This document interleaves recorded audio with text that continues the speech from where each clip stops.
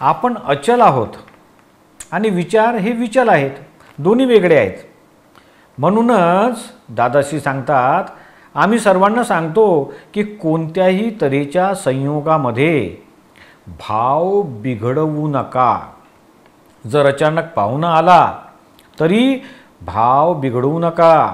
मीठ भाकरी खाण्यास द्या, परंतु भाव नका बिघडू, मनाला पातळ नका करू.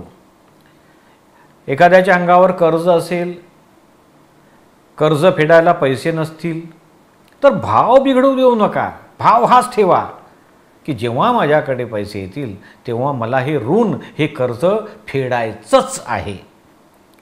रागामुळे तर दुसऱ्या माणसाचं मन तुटून जाईल आणि ते मग परत कधीही जोडता येणार नाही आणि अनंत अवतारापर्यंत भटकावायला लावेल.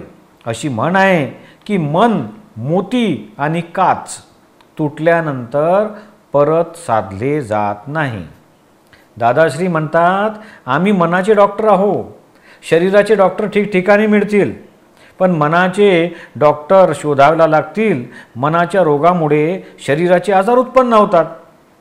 आम्ही तुमच्या मनाचे सर्व रोग नाहीसे करू आणि शेवटी तुमच्या मनाला तुमच्यापासून सूट करून देऊ आणि शुद्धात्मा हा रोकडा कॅश तुमच्या हातात देतो.